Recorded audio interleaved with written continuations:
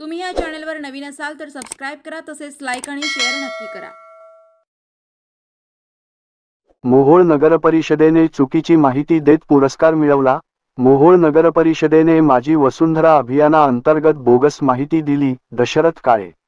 मोहोळ नगर परिषदेने शासनाची फसवणूक करून माझी वसुंधरा अभियानाअंतर्गत बोगस माहिती देऊन पुरस्कार घेतला। याबाबत समिती नेमून चौकशी करण्यात यावी अशी मागणी राज्याचे मुख्यमंत्री देवेंद्र फडणवीस यांचेकडे भाजपाचे पंचायत राज व ग्रामविकास विभागाचे पश्चिम महाराष्ट्र उपाध्यक्ष दशरथ काळे यांनी केली आहे।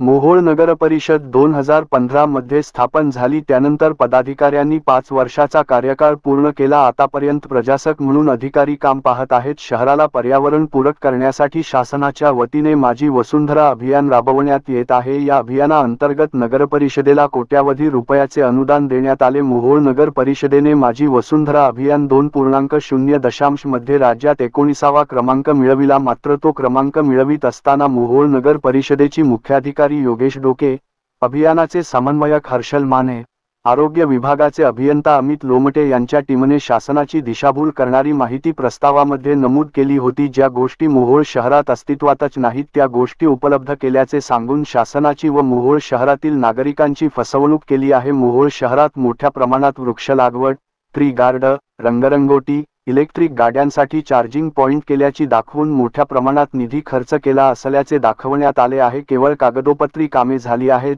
दाखवायला दाखवले गेले। गोळा केलेल्या कचऱ्यावर 100% प्रक्रिया केली जात असल्याचे दाखवण्यात आले। शहराला पाणीपुरवठा करणाऱ्या विहिरीची स्वच्छता केल्याची दाखवले गेले, प्रत्यक्षात मात्र त्या ठिकाणी कसलीही स्वच्छता केली नाही। गावाला समृद्ध बनविण्यासाठी शासन अशा योजनांच्या माध्यमातून कोट्यावधी रुपयाचा निधी देते, मात्र हे अधिकारी शासनाच्या या निधीमधून जनतेचे हित होण्याऐवजी अधिकारी पदाचा गैरवापर करून उधळपट्टी, अपहार करत आहेत, असे दशरथ काळे यांनी निवेदनात म्हटले आहे।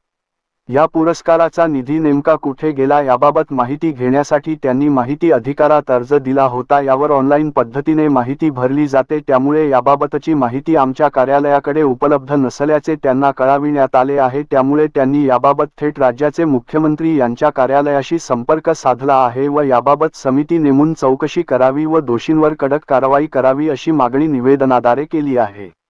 या निवेदनाच्या प्रती महाराष्ट्र राज्याचे उपमुख्यमंत्री तथा नगर विकास मंत्री ना. एकनाथ शिंदे व जिल्हाधिकारी सोलापूर यांनाही पाठविण्यात आले आहेत।